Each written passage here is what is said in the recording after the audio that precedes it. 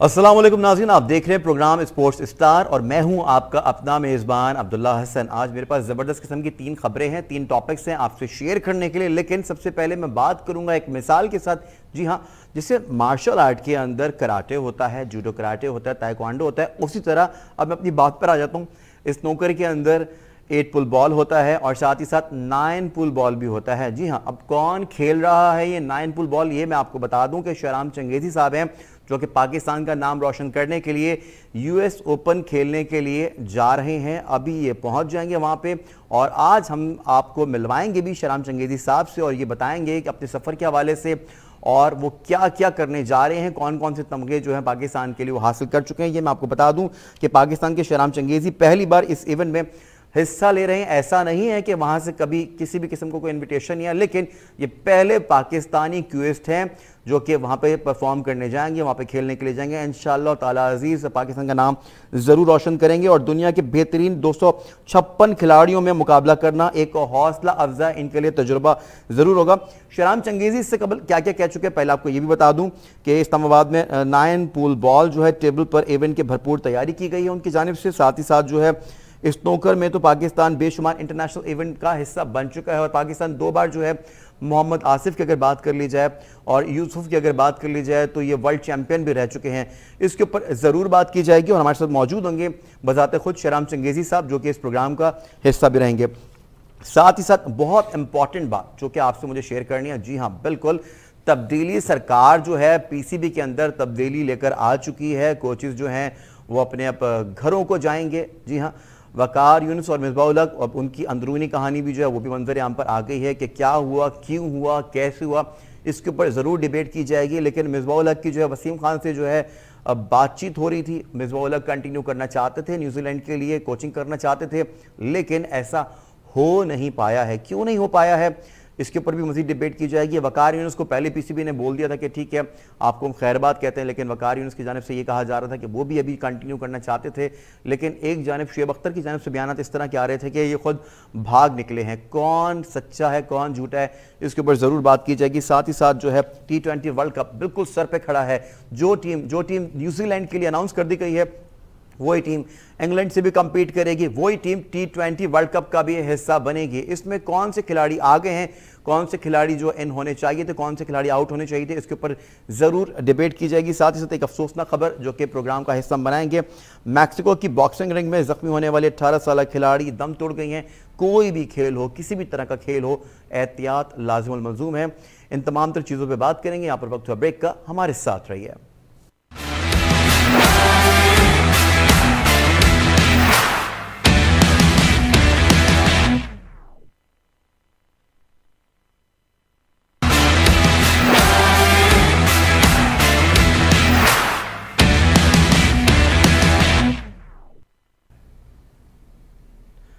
Welcome back नाज़रीन, sports star में एक बार फिर से आपको खुशामदीद कहेंगे। जैसे कि मैंने अपने इंट्रोडक्शन के अंदर ही आपको बता दिया था कि जैसे कि कराटे के अंदर, मार्शल आर्ट्स के अंदर कराटे होता है, जूडो कराटे होता है, ताइक्वांडो होता है, उस तरह अब स्नूकर की अगर बात कर ली जाए, इसी तरह अगर आप स्विमिंग के अंदर बात कर ली जाए तो बहुत सारी शाखें हैं खेलों की। अब हम स्नूकर के ऊपर आज बात करेंगे। हमारे साथ इस टेलीफोन लाइन पर मौजूद है, बल्कि बराह रास्त मौजूद हैं शहराम चंगेजी साहब। शहराम चंगेजी साहब, आपका बेहद शुक्रिया कि आपने जो है स्पोर्ट्स स्टार के लिए अपने खुसूसी तौर पे जो है टाइम दिया। यकीनी तौर पे आप बहुत ज़्यादा मसरूफ़ थे, लेकिन फिर भी ज़बरदस्ती हमने आपको कहा कि अपना टाइम दीजिए। आप जो बहुत जल्द जो हैं ये दुनिया के बेहतरीन 256 खिलाड़ियों से टकराने के लिए जा रहे हैं। क्या उम्मीदें आपसे वाबस्ता की जाए? पाकिस्तान आपसे क्या उम्मीदें वाबस्ता रखे? थैंक यू वेरी मच मुझे अपने प्रोग्राम में इनवाइट करने के लिए। यकीनन ये एक ऐसी चीज़ है जो पहले कभी नहीं हुई पाकिस्तान में कि कोई पाकिस्तान की तरफ से कोई प्लेयर यूएस ओपन 9 बॉल के लिए यूएस ओपन 9 बॉल कैटेगरी का दुनिया का इवेंट होता है। इसकी प्राइस मनी भी बहुत डिसेंट होती है और तकरीबन 100 से ऊपर। शहराम साहब, आपकी आवाज़ नहीं आ रही मुझे। जी हेलो, आ रही है आपको मेरी? जी जी जी जी, कंटिन्यू रखिए जी। हाँ, मैं कह रहा था कि ये दुनिया का सबसे बड़ा 9 बॉल का इवेंट होता है जिसमें 100+ कंट्रीज के प्लेयर्स पार्टिसिपेट करते हैं और 256 प्लेयर्स होते हैं। राइट। तो डेफिनेटली बड़ी डिफरेंट फीलिंग है क्योंकि हम लाइक स्नूकर के प्लेयर्स हैं। स्नूकर के और 9 बॉल की टेक्निक्स में थोड़ा सा डिफरेंस होता है, बट चूंकि ये क्यू स्पोर्ट्स की कैटेगरी में आता है तो हम ये खेल सकते हैं और हम अच्छी भी खेल सकते हैं। Surprisingly farmer world professional champion जड ट्रम्प ने भी इस साल यूएस ओपन में पार्टिसिपेट करने के लिए अनाउंस कर दिया। तो यूके से वो जड ट्रम्प भी आ रहे हैं, वो भी स्नूकर प्लेयर हैं। तो ये पूल के प्लेयर्स में एक बड़ी एक्साइटमेंट फैली हुई है कि ये स्नूकर के प्लेयर्स पूल में आ रहे हैं। तो ये एक डिफरेंट किस्म का चैलेंज होगा और एक डिफरेंट किस्म का एनवायरनमेंट होगा। तो इंशाल्लाह उम्मीदें अच्छी रखनी चाहिए हम जरूर। अच्छा शहराम साहब, मोस्टली क्लब्स में, मैं स्नूकर के क्लब्स में मैं देखता भी हूँ कि 8 पुल बॉल और 9 पुल बॉल पड़े हुए होते हैं, इनके टेबल्स होते ज़रूर हैं, लेकिन फिर भी नाम जो रोशन किया है वो स्नूकर में ही किया है पाकिस्तान ने। अगर मोहम्मद यूसुफ की अगर बात कर ली जाए, यहाँ पे अगर मोहम्मद आसिफ की अगर बात कर ली जाए, आसिफ की, तो उन्होंने स्नूकर के अंदर अपना नाम रोशन किया है। तो इससे कबल ये चीज़ क्यों वाजे नहीं हुई और सामने क्यों नहीं आई? अब आप पहले खिलाड़ी हैं यकीनी तौर पर, जैसे कि ऑफ द कैंप इससे कबल भी हमारी बात हो चुकी है जब आपने ये मुझे बताया था कि इनविटेशंस तो आते रहे लेकिन मैं पहला खिलाड़ी होऊंगा जो यहाँ पे पार्टिसिपेट करने के लिए जा रहा हूँ। इनविटेशंस देखें, अभी वो जो जिक्र मैंने किया था, बेसिकली हमारी जो फेडरेशन है वो है PBSA, Pakistan billiards and snooker federation. Billiards की कैटेगरी में फिर ये सारी स्पोर्ट्स आती है, 9 बॉल 8 बॉल। अनफॉर्चुनेटली हमने अपना फोकस सिर्फ स्नूकर की तरफ रखा है। हमारे डोमेस्टिक इवेंट्स जितने भी होते हैं वो सारे स्नूकर के होते हैं, इसलिए यहाँ से आज तक 9 बॉल का कोई टैलेंट ऊपर नहीं आ सका। सही है। मैं अपनी पर्सनल कैपेसिटी में पहले भी मेरा जैसा पोर्टफोलियो में आपने पढ़ा होगा, 2008 में मैंने अरब का फाइनल खेला था, ऑल अरब इवेंट हुआ था। और फिर 2018 में मैं 8 बॉल पूल खेलने लॉस एंजलिस गया था अमेरिका में, उसमें मैंने क्वार्टर फाइनल खेला था। तो मैं अपनी पर्सनल कैपेसिटी में पार्टिसिपेट जरूर कर रहा हूँ। वो जो आपका सवाल है कि पूल में कोई ऊपर क्यों नहीं आया आज तक, क्योंकि फेडरेशन ने ऑफिशियली इस गेम को ओन नहीं किया, इसके इवेंट्स नहीं कराए, इसके टैलेंट हंट्स नहीं कराए। और यकीन जानिए मैं ये कदम जो उठा रहा हूँ इस उम्मीद से उठा रहा हूँ कि इसके बाद गवर्नमेंट, फेडरेशन, प्लेयर्स और प्राइवेट क्लब्स इस गेम के ऊपर भी तवज्जो दें कि ये दुनिया में सबसे ज्यादा खेले जाने वाली स्पोर्ट्स है, इसको इग्नोर किया जा रहा है। लेकिन आपकी बजाते खुद जो है फेडरेशन से बातचीत हुई है या ये अपने तौर पे ही आपने इकदाम उठाया है? नहीं, फेडरेशन, ये जो प्रोफेशनल इवेंट्स होते हैं इसमें फेडरेशन की एज सच इन्वॉल्वमेंट नहीं होती। ये प्रोफेशनल ओपन इवेंट्स होते हैं। तो चूंकि मैं 2018 में उनके साथ रजिस्टर्ड था, मैं उस वक्त भी गया था खेलने के लिए 8 बॉल का इवेंट, तो उन्होंने अपने रजिस्टर्ड प्लेयर्स को इनविटेशन भेजे थे। तो उस वजह से मेरे पास इनविटेशन आ गया था। मतलब कि आपने रजिस्ट्रेशन जो अपनी खुद बजाते खुद करवाई है? हाँ, वो ओपन होता नहीं था। मैंने फरमाया कि ओपन इवेंट्स होते हैं, उसमें आप अपने आप को रजिस्टर करवा सकते हैं। तो मैं आपकी प्रैक्टिस के बारे में जानना चाहूंगा कि आपने प्रैक्टिस कहाँ कर रहे हैं, आप अभी राइट नाउ कहाँ हैं और क्या प्रैक्टिस कर रहे हैं? आइंदा आने वाले दिनों में कब ये इवेंट स्टार्ट होना है? और ये इसके हवाले से मैं आपसे बात करता रहूंगा, लेकिन अपनी प्रैक्टिस के हवाले से बता दीजिएगा कि इस तक हम आपसे कितनी उम्मीदें वाबस्ता रखें।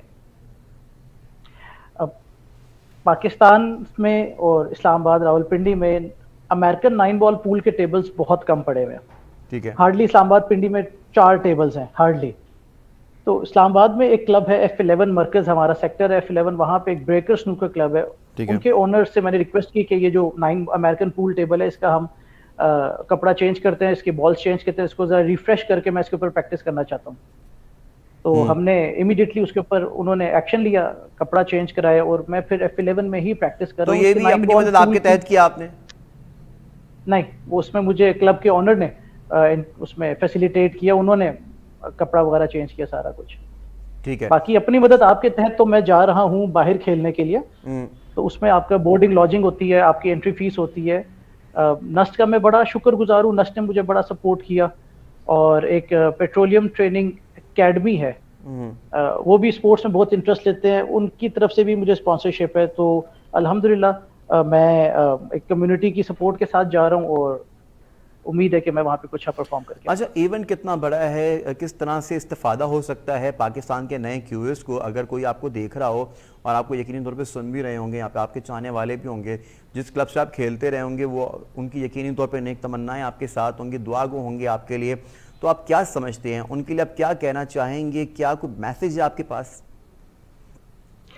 हाँ, मैसेज मैं एक छोटी सी स्टेटमेंट दूंगा, where there is a will there is a way. मैंने हमेशा से कोशिश की कि मैं कुछ करूं गेम के लिए, पाकिस्तान के लिए, स्नूकर बिलियर्ड्स के लिए, तो अल्लाह ताला ने मेरे लिए रास्ते खुद ही बना दिया। आउट ऑफ नोवेयर मैं यूएस ओपन 8 बॉल के लिए चला गया 2018 में। मेरी नीयत थी, मैंने वो सोचा हुआ था कि मैंने कुछ करना है, तो मुझे अपॉर्चुनिटीज नजर आना शुरू हो गई। अच्छा, इसी तरह यंगस्टर्स भी वंस दे डिसाइड कि उन्होंने कुछ करना है तो यकीन जानिए उनको उनके लिए रास्ते मिल जाएंगे। शहराम साहब, जैसा कि आपने बताया कि आप 8 पुल बॉल के लिए खेलने के लिए गए, तो वहां पे भी 256 खिलाड़ियों का आपका टाकरा था? नहीं, वो 128 प्लेयर्स थे उसमें। वो इससे डिफरेंट इवेंट था थोड़ा सा। 9 बॉल पूल तो सबसे बड़ा इवेंट होता है ना, इसमें तो पूरी दुनिया की अट्रैक्शन होती है। ठीक है, ठीक वो है, 8 बॉल पूल था। हाँ जी, ठीक है। आप हमारे साथ ही मौजूद रहेगा। हमें ज्वाइन कर लिया है senior journalist, senior sports analyst Khalid Mahmood साहब ने। खालिद महमूद साहब इस वक्त हमारे साथ मौजूद हैं। शहराम चंगेजी साहब वो खेलने के लिए अब जा रहे हैं 9 पुल बॉल। इससे कबल वो 8 पुल बॉल खेल चुके हैं और पाकिस्तान और मुल्क का नाम रोशन कर चुके हैं। लेकिन काफ़ी सारे जो क्यूएस्ट हैं जिनको पता ही नहीं है कि क्यूएस्ट कहा जाता है स्नूकर के खिलाड़ियों को, क्योंकि काफ़ी सारे लोगों का यही रुझान होता है कि सिर्फ और सिर्फ हमने मोहम्मद यूसुफ और मोहम्मद आसिफ को देखा है। लेकिन अगर मोहम्मद आसिफ की अगर मैं यहाँ पे बात करूँगा और मैं चूकूंगा नहीं, तो मोहम्मद आसिफ की जीती हुई रकम स्नूकर बोर्ड से आज तक उनको नहीं मिल पाई है। तो क्या मुस्तकबिल आप देख रहे हैं, क्योंकि एक बार फिर से जो है शहराम ने एक कदम उठा लिया है और अपनी मदद आपके तहत उठाया है एक कदम? जी, अस्सलाम वालेकुम भाई। शहराम साहब, बहुत बहुत मुबारक हो आपको। अमेरिका से इन्विटेशन आई और आपने एक्सेप्ट किया और अब आप जा रहे हैं, माशाल्लाह। ये बहुत खुशी की बात है। और ये वाकई स्नूकर को तो देखें, क्यू स्पोर्ट्स में स्नूकर पाकिस्तान का प्रीमियर क्यू स्पोर्ट है। इसके अलावा दीगर जैसे बिलियर्ड्स को या पूल को इतनी सपोर्ट हासिल नहीं है, ठीक है ना। तो इस वजह से अब ये इंडिविजुअल एफर्ट है। ये शहराम जो है एक ऑलराउंड क्यूइस्ट है एक्चुअली। ये पूल भी खेलते हैं, बिलियर्ड्स भी खेलते हैं और स्नूकर भी खेलते हैं। इन जैसे खिलाड़ी बहुत कम होते हैं। स्नूकर में भी उन्होंने खासा नाम कमाया, जैसे आपने बताया कि वो मेडल्स वगैरह उन्होंने जीते हैं मुख्तलिफ अच्छे इंपॉर्टेंट इवेंट्स में। And we wish him the best of luck in this. और जहां तक आसिफ का सवाल है, वो पाकिस्तान स्पोर्ट्स बोर्ड का तो आपको पता है कुछ वहाँ है, मतलब रेड टेपिज्म भी है, पॉलिटिक्स भी है। और जो लोग मेडल्स जीतते हैं, जो लोग ग्लोरीज लाते हैं हमारे मुल्क में, उनको प्राइज मनी नहीं मिलती। और अभी जैसे अरशद नदीम की भी मिसाल है कि वो वन ऑफ आपका एक एथलीट आउट ऑफ नोवेयर, उसने बेचारे ने इतना अच्छा परफॉर्म किया, ठीक है ना। तो हमारे यहाँ नहीं है, सरपरस्ती नहीं, ऑर्गेनाइज चीजें नहीं है। देखिए खालिद महमूद साहब, यहाँ पे कथा कलामी के लिए आपसे मैं माजरत चाहूंगा। आप अरशद नदीम की बात करें, अरशद नदीम 5वें नंबर पर आए, लेकिन अगर आप आसिफ की बात करेंगे, आसिफ वर्ल्ड नंबर 1 स्नूकर, मतलब कि स्नूकर के बादशाह कहलाए जाते हैं, किंग ऑफ स्नूकर हैं वो। उनको अगर उनकी जीती हुई रकम ना मिली तो फिर तो बहुत ही निहायत अफसोस की बात है। मेरी जब खुद बताते खुद आसिफ से किसी और प्लेटफॉर्म पे जब बात हुई थी, तो आसिफ बहुत ही मायूस को अंदाज में आसिफ ने बात करते हुए बोला था, क्या होगा, कुछ भी नहीं होगा, आप बात कर लें, आपने बात करनी है, आपने अपनी दुकान को चमकाना है तो आप अपनी दुकान चमकाने के लिए मुझे बिठा लें, बात कर लीजिए मुझसे, लेकिन होगा तो कुछ भी नहीं। नहीं, आसिफ की डिसअपॉइंटमेंट, आसिफ क्या जो है, आसिफ ने तो यहाँ तक मुझे याद है, बल्कि उस प्रेस कॉन्फ्रेंस में उसको मैंने कवर किया था, जिससे उन्होंने कहा था कि वो स्नूकर नहीं खेलेंगे, ठीक है। वो दिल बर्दाश्त इस हद तक हो गए थे, बिल्कुल ऐसे ही, बिल्कुल यही बात है, ठीक है। तो बिल्कुल मैं उसका खुद उसमें मैं मौजूद था जिस वक्त ये बात उन्होंने कही थी। लेकिन बात यार दरअसल ये कुछ चीजें, मतलब हमारी तो चीजें रेड टेपिज्म पे चलती है, ये बहुत ज्यादती है आसिफ के साथ, नो डाउट। लेकिन एक चीज जो मैं आपको फैक्चुअल पोजीशन बता दूं, जिसका शायद आसिफ को भी पता होगा या मुझे नहीं मालूम कि इन्हें बताया गया नहीं बताया गया। बात यह है कि पाकिस्तान स्पोर्ट्स बोर्ड ने यकीनन एक नेशनल स्पोर्ट्स पॉलिसी के तहत एक अमाउंट और अच्छी रकम जो 1 करोड़ रुपए की है, वो उन्होंने कहा है कि ओलंपिक गोल्ड मेडल होगा, एशियन गेम्स का गोल्ड मेडल होगा या किसी भी वर्ल्ड चैंपियनशिप का कोई गोल्ड मेडल होगा। अब चीजें क्लियर थी एक्चुअली। स्नूकर की वर्ल्ड चैंपियनशिप क्योंकि हर साल होती है, तो उनका पीएसबी का या जो गवर्नमेंट का प्ली ये है कि ओलंपिक तो 4 साल बाद होता है, ठीक है ना। इसी तरह दीगर जो ओलंपियाड्स हैं, जो भी दीगर खेलों के, वो 4 साल बाद होते हैं। तो अब वो उनका कहना, तो इस वजह से थोड़ा सा ये मतलब डिस्प्यूट में चला गया, अमाउंट डिस्प्यूट में चली गई, जिसका खमियाजा जाहिर आसिफ को भुगतना पड़ रहा है। और अगर ये पहले से क्लियर हो जाता कि ठीक है जी, अगर स्नूकर का वर्ल्ड चैंपियनशिप साल में एक दफा एक होती, 4 साल नहीं हर साल होती, तो जाहिर इसके एक ये अलग कोई डायनामिक्स वर्कआउट की जा सकती थी, कोई अलग फिगर दी जा सकती थी। लेकिन इतना इनको मैं तो कहूंगा तस्वीर की गई है ना प्लेयर की, बिल्कुल ऐसे ही है। तो तस्वीर नहीं करनी चाहिए। अच्छा, अब इस तरह की खालिद साहब, अब हम तो रोजाना की बुनियाद पे इसी तरह की बात करते हैं, हम बात करते हैं ग्राउंड रियलिटी के ऊपर, लेकिन शहराम इस वक्त साथ ही मौजूद हैं। शहराम सुन के ऐसा ना हो कि परेशान हो जाए और दिल बर्दाश्त हो जाए। शहराम, क्या समझते हैं आप, आसिफ को तो आसिफ की जीती हुई रकम नहीं मिल पाई, फिर आप अपनी मदद आपके तहत तमाम तर चीज़ें कर रहे हैं, तमाम तर इकदाम उठा रहे हैं, यकीनी तौर पे हम दुआ गो भी हैं आपके लिए और इंशाल्लाह ताला अजीज़ आप वहाँ से कामयाब होकर लौटे ज़रूर। लेकिन ये जानना चाहूँगा आपसे कि अगर आपके साथ भी वही रवैया इख्तियार किया गया पीएसबी की जानिब से, पाकिस्तान स्पोर्ट बोर्ड की जानिब से, जो आसिफ के साथ, जो कि वर्ल्ड चैंपियन रह चुके हैं, किया गया, तो फिर आप ऐसा ना करिएगा कि आप दिल बर्दाश्त होकर बैकफुट पर हो जाइएगा, आप मजीद कोशिश करते रहिएगा। शहराम जी, आपको मेरी आवाज आ रही है? जी जी बिल्कुल, आपकी आवाज। हेलो। जी जी जी। हाँ जी, मैं ये कहता थोड़ा सा डिफरेंस है, जो मेडल स्पोर्ट्स है और जो प्रोफेशनल स्पोर्ट्स है, इनमें थोड़ा सा डिफरेंस है। जो प्रोफेशनल स्पोर्ट्स है उसमें आपको प्राइज मनी ही इतनी डिसेंट मिल जाती है कि वापस आके आप गवर्नमेंट से एक्सपेक्टेशन ना भी रखें तो फर्क नहीं पड़ता इतना। तो वैसे टू बी वेरी ऑनेस्ट, मुझे पीएसबी से या पाकिस्तान ओलंपिक से शिकायत नहीं है। मेरी जितनी भी परफॉर्मेंसेज हुई हैं, मैंने जब भी उनसे किसी किस्म की कोई सपोर्ट या हेल्प की है, they have gone out of the way to support. तो लेकिन जहां तक आसिफ का मामला, यस खालिद साहब ने उसमें एक्सप्लेन कर दिया कि वो डिस्प्यूट में आ गया। डिस्प्यूट में एक चीज ये भी आ गई, आई रिमेंबर उसमें सेक्रेटरी उस वक्त थे, वो कह रहे थे कि ये वर्ल्ड एमेच्योर चैंपियनशिप है, हमारे अगर ये प्रोफेशनल टाइटल लेकर आएंगे तब हम 1 करोड़ रुपए देंगे, या ओलंपिक्स में या एशियन गेम्स में अगर गोल्ड लेके आते हैं। अनफॉर्चुनेटली हम ना इस वक्त एशियन गेम्स नए आने वाले जो खिलाड़ी हैं उनका तो दिल टूटेगा ना प्रोफेशनल खेलों से। जी, थोड़ा सा उसमें डिसअपॉइंटमेंट का फैक्टर जरूर आ जाएगा, लेकिन उसमें इसको पॉजिटिव पहलू ये उसका देखा जा सकता है कि हम प्रोफेशनल लीग की तरफ क्यों नहीं हमारी अप्रोच। बिल्कुल। आप ये देखिए, वर्ल्ड स्नूकर चैंपियनशिप जो होती है असल, जो अब उसका 5 लाख पाउंड प्राइज मनी है। आप वर्ल्ड चैंपियनशिप जीते 5 लाख पाउंड अगर आसिफ को मिले होते तो आसिफ यहाँ पे इनके 1 करोड़ के पीछे ना भाग रहा होता।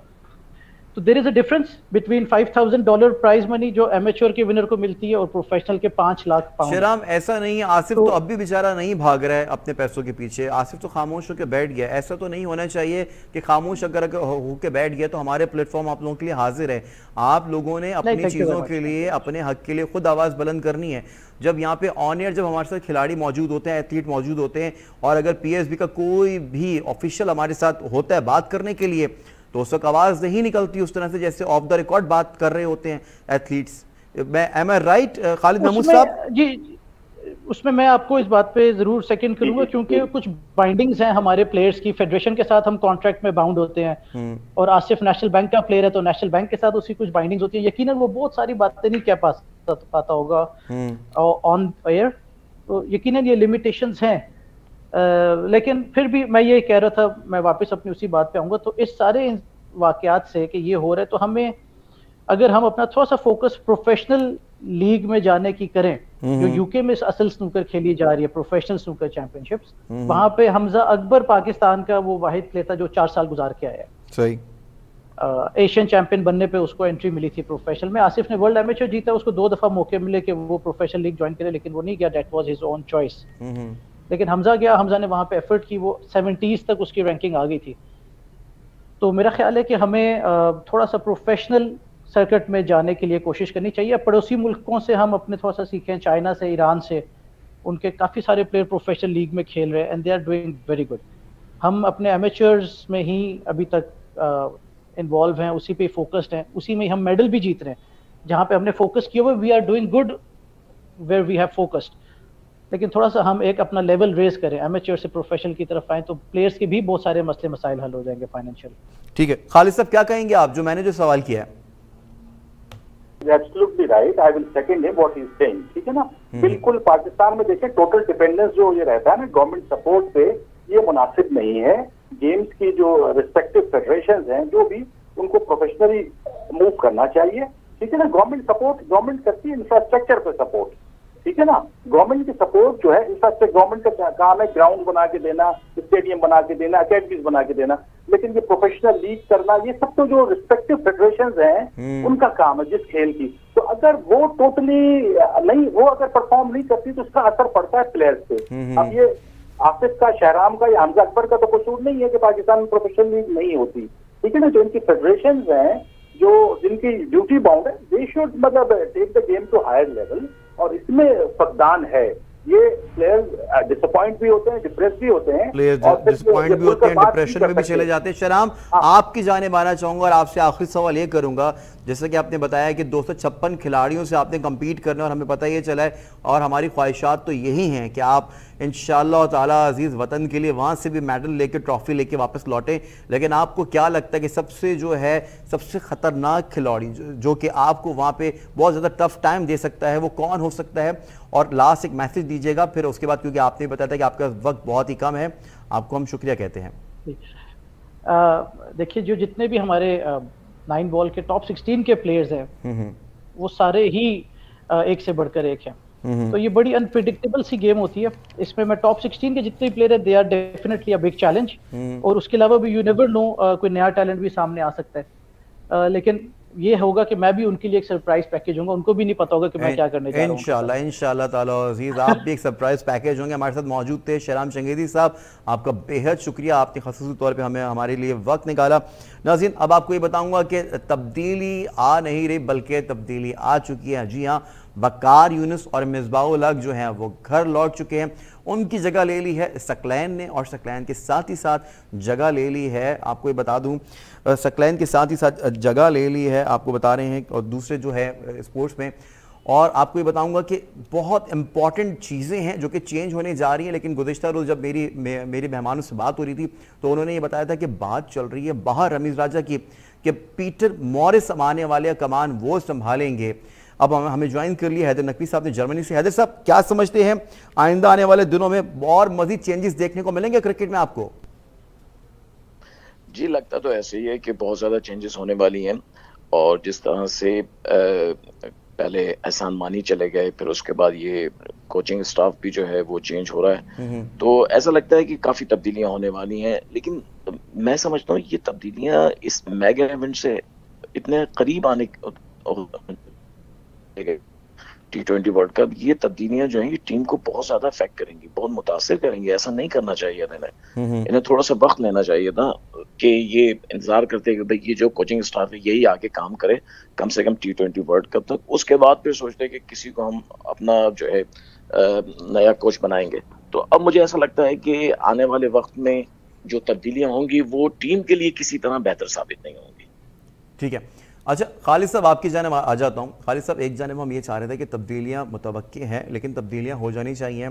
अगर हम लोग इंग्लैंड की सीरीज़ की बात करते हैं, हम साउथ अफ्रीका की सीरीज़ की बात करते हैं, प्रीवियस सीरीज़ में न्यूजीलैंड की सीरीज़ की बात करते हैं, अगर 24 माह की बात करते हैं, जिन 24 माह की तस्करा किया जाता है मिसबा और वकार की जानिब से, उसमें कोई ख़ास परफॉर्मेंस नहीं थी इनकी जानिब से। कहा यही जा रहा था शायकीन क्रिकेट की जानिब से मुसलसल और मुबस्सरीन क्रिकेट की जानिब से कि चेंजेस हो जाने चाहिए। अब जब चेंजेस हो गए हैं तो हम ये भी यहाँ पे कहते हैं कि नहीं, अभी चेंज होने का, अभी चेंज करने का टाइम नहीं था। नहीं, बिल्कुल कोई नहीं ऐसी, मतलब ये कोई ऐसी बात नहीं, क्योंकि जब कोई तैयारी थी ही नहीं तो इसमें कोई वक्त या कोई तयन नहीं था। और एनीथिंग जब इस चीज को बिल्कुल परफॉर्म नहीं कर रही, जो मुसलसल बैकफायर कर रही थी जो टीम। अब देखिए, मिसबा और वकार की जो आपने जो कॉम्बिनेशन की बात की है, इन्होंने क्या किया है अपने दौर में। जब ये, अच्छा मैं फैक्ट की बात करूँ, T20 में जब मिसबा आए थे तो पाकिस्तान की team number 1 rank, top rank team थी। अब इस वक्त 3रे नंबर पे है। ODI में पाकिस्तान 4थे नंबर पे थी तो अब 6थे नंबर पे है। देखिए, टेस्ट में रैंकिंग में पाकिस्तान खुद जब मिसबा कप्तान थे तो किसी जमाने में नंबर 1 टीम थी। अब ये मिसबा साहब जब कोच बने तो अब ये 5थे नंबर पे। तो अब अंदाजा लगा लीजिए कि ये इन्होंने सिवाय अकरबा परवरी के, इंतकाम के और सियासी कामों के कुछ भी नहीं किया ना, टीम के लिए डिलीवर नहीं किया। मतलब टीम तो नीचे ही आ रही थी। तो अच्छा हुआ कि पाकिस्तान को इसी वक्त, चाहे अभी वर्ल्ड T20 में ज्यादा टाइम नहीं है, लेकिन मोहम्मद वसीम नहीं जो चीफ सिलेक्टर हैं वो तो उसी दौर के हैं, उन्होंने ही टीम को सिलेक्ट किया है। तो कोई इसमें कोई खास फर्क नहीं पड़ता, क्योंकि तो डिस्टर्बेंस ये तो होता है ना कि आपकी कोई तैयारी हो रही हो या किसी प्लान के मुताबिक आप चल रहे हो, वो प्रोग्राम या वो प्लान डीरेल हो गया। जब कोई प्लान था ही नहीं तो उसमें किस चीज का कोई फर्क नहीं पड़ता। बल्कि अब ये है हैदर नकवी साहब, यकीनी तौर पे आपने गुफ्तगू मुलाहिजा कर ली होगी खालिद महमूद साहब की। खालिद महमूद साहब की भी गहरी नज़र है क्रिकेट के ऊपर, और वो कह रहे हैं कि चेंजेस हो जाने चाहिए थे, बल्कि ठीक टाइम पर उनको लगता है कि हो गए। आप अगर इख्तलाफ करते हो तो वो दीगर बात है, लेकिन बात यहाँ पर बहुत ज़्यादा इंपॉर्टेंट ये है कि सकलैन की अगर बात करें, अब्दुल रज़ाक की अगर बात करें, तो ये भी अबूरी कोचेज़ हैं। गुज़िश्ता रोज़ मेरे इसी प्रोग्राम के अंदर बात हो रही थी तो मेरे एक मेहमान ने यह भी कहा कि बात चल रही है पीटर मॉरिस के हवाले से, क्योंकि रमीज़ राजा साहब ये चाहते हैं कि इंटरनेशनल कोच आए और वही कोचिंग करे। हाँ, रमीज राजा की तो फर्स्ट अप्रोच यही है। बॉब वोल्मर के लिए भी वही सबसे ज्यादा उन्होंने सबको कन्विंस किया था। फिर उसके बाद जो इंटरनेशनल कोचेस, फॉरेन कोचेस बाद में आए हैं, उन सब के लिए रमीज राजा कन्विंस रहे और हमेशा अपनी कमेंट्री में हमेशा कहते रहे कि पाकिस्तान टीम को एक फॉरेन कोच की जरूरत है। फिर मिसबाह-उल हक पे एज ए कोच वो बहुत ज्यादा क्रिटिसाइज करते रहे, एज ए कैप्टन उन्होंने बहुत क्रिटिसाइज किया कि अब जो है वो रिकंस्ट्रक्शन के लिए जो मिसबाह को लाए थे काम उनका पूरा हो गया, अब उनको हटा देना चाहिए। तो रमीज राजा तो किसी तौर भी मिसबाह से मुतमईन नहीं थे, ना है। वक़ार यूनुस का कुछ और मामला है। वक़ार यूनुस जो है वो चूंकि बोल्ड स्पोकन आदमी है, उनकी बातों से टीम में काफी लोग परेशान रहते हैं, मैनेजमेंट भी, तो इसलिए वो तो उनका जाना तो बनता ही था। लेकिन मिसबाह के जाना इस वर्ल्ड कप से पहले एकदम, ये मैं समझता हूँ कि ये टीम के लिए मुनासिब नहीं होगा। आपने अबूरी टेम्पररी कोच, इंटरिम कोचेस तो बना दिए हैं, लेकिन उनका भी क्या एक्सपीरियंस है, वो कहाँ पे कोचिंग कर रहे थे। सकलैन मुश्ताक ने इंग्लैंड की कोचिंग की है, लेकिन उसके बाद आपने लाके उनको एकेडमी में बिठा दिया। एकेडमी में उन्होंने कुछ किया नहीं है, अभी तक कुछ नजर नहीं आता। ले जाके उनको नेशनल टीम का कोच बना दिया। फिर आज की न्यूज है कि बाबर आजम भी मुतमईन नहीं है, सेटिस्फाई नहीं है जो टीम सेलेक्ट हुई है। तो ये सारी चीजें मिलकर जो है एक ऐसी खिचड़ी बनाएंगे कि पाकिस्तान टीम की अपनी जो परफॉर्मेंस है उस पर असर पड़ेगा और हो सकता है कि रिजल्ट में भी कुछ तब्दीली आ जाए, मैं समझता हूँ। तो ये तब्दीलियां अच्छी चीज हैं, चेंजेस होनी चाहिए, नए कोच आना चाहिए, सब कुछ होना चाहिए, लेकिन अपने वक्त पे होना चाहिए। बिफोर टाइम हमेशा चीज वो इतनी अच्छी नहीं हुआ करती। खालिद महमूद साहब, जैसे कि आपने मुलाहिजा कर लिया होगा कि ये अभी वक्त नहीं था इन तब्दीलियों का और इस टाइम पर ये तब्दीलियां हो गई, लेकिन खालिद महमूद साहब टीम में भी काफ़ी हद तक तब्दीलियां देखने में आई हैं। अगर सकलैन मुश्ताक की अगर आप बात करें तो मुश्ताक अहमद ने भी बाहर कोचिंग की है।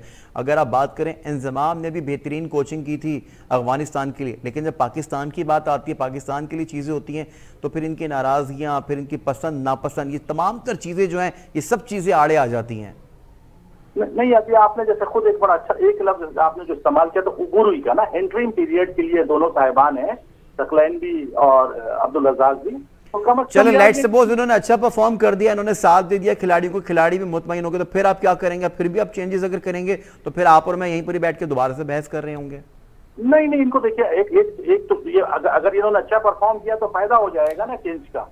जो चेंज हो गया क्योंकि मिसबाह से और वकार से तो कोई मिरेकल होता, किसी और की दुआओं से हो सकता था, लेकिन इनके कामों की वजह से तो नहीं हो सकता था। इनके काम तो ऐसा कोई काम, तो इस वजह से तो अब ये सकलैन आ गए और रज़ाक आ गए, कम से कम ये कंट्रोवर्शियल नहीं है, ये किसी से बदला नहीं लेंगे, किसी से ये मेरिट पे टीम खिलाएंगे जो उन्हें टीम दी गई है और to the best of their ability ये काम करेंगे ना। तो इसमें पाकिस्तान का चांस है, वॉटेवर जो भी अभी चांस है। अगर पिछली मैनेजमेंट थी वो तो उसमें कोई चांस नहीं था, इसमें जो है पाकिस्तान का फिर भी चांस है, भले वो उनकी तैयारी अच्छी हो या चेंजेस बर वक्त हुए नहीं हुए, ठीक है, वो एक डिबेटेबल सब्जेक्टिव मामला है। लेकिन मेरा ख्याल ये है कि ये दोनों चूंकि इतने कंट्रोवर्शियल नहीं है और ये कोई अपनी पसंद नापसंद पे टीम नहीं खिलाएंगे बल्कि मेरिट पे खिलाएंगे, इसलिए पाकिस्तान की टीम भले चेंजेस हैं ये परफॉर्म कर जाएगी।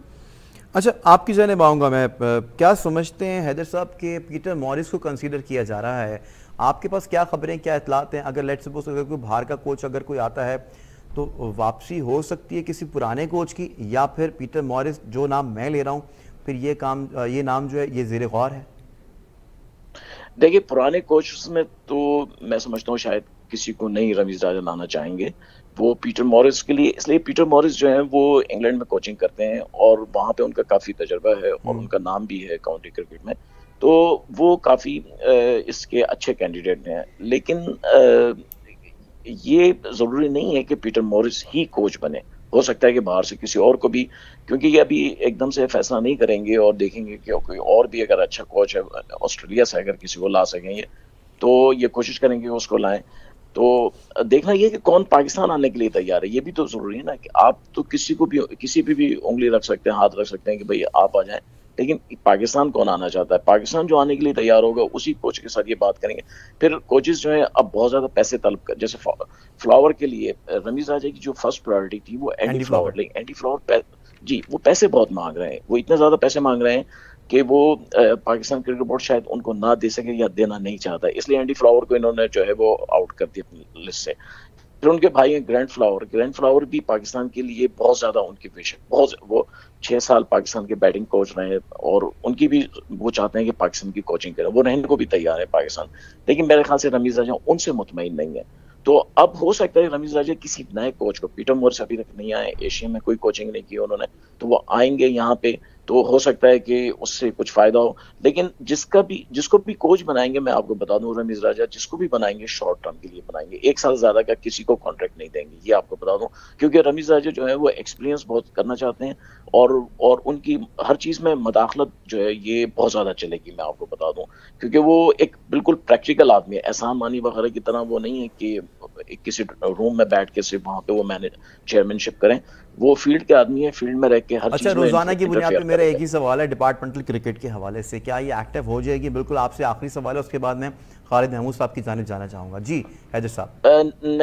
नहीं, डिपार्टमेंटल क्रिकेट मैं समझता हूँ नहीं हो पाएगी अभी तक, क्योंकि जब तक प्राइम मिनिस्टर इसके वो किसी तौर मानने को तैयार नहीं। मैं आपको बताऊं, मुदस्सिर नजर ने एक बहुत बड़ी ब्रीफिंग दी थी प्राइम मिनिस्टर को, और उसमें उन्होंने प्रेजेंटेशन में बहुत ही डिटेल से हर चीज बनाई थी। मुदस्सिर नजर he is the best man, मैं समझता हूँ कोचिंग के लिए इस वक्त पाकिस्तान क्रिकेट के पुराने लोगों में और फॉरेन कोचेस में, उन सबको भी आप गिने तो मुदस्सिर नजर से अच्छा कोई आदमी नहीं है, और बॉलिंग के लिए आखिर जावेद से, लेकिन ये लोग इनको काउंट नहीं करते हैं। तो डिपार्टमेंटल क्रिकेट शुरू होने का तो लेकिन आपको लगता नहीं कि रमीज राजा के आने के बाद मुदस्सिर नजर के ऊपर भी नजरसानी की जा सकती है? वैसे जी हो सकती है। मुदस्सिर नजर रमीज राजा के बहुत अच्छे दोस्त हैं, और मुदस्सिर नजर की एक अच्छी बात है कि वो एक बहुत ही खामोश आदमी है, बोलते नहीं है।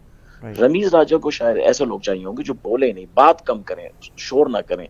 वकार यूनुस के साथ यही प्रॉब्लम था, वो काम कम करते थे, बोलते ज्यादा थे, इसलिए प्रॉब्लम्स हुई है क्रिएट। तो देखते हैं आगे, मुदस्सिर नजर भी आने को तैयार हैं। वैसे तो बहुत सारे लोग हैं जो कोचिंग के लिए आना चाहते हैं। जितने लोग रमीज राजा को वेलकम बैक कर रहे हैं इस वक्त चेयरमैन के लिए, बिफोर टाइम, इलेक्शन से भी पहले उन्होंने शुरू कर दिया, they are all in the list of candidates.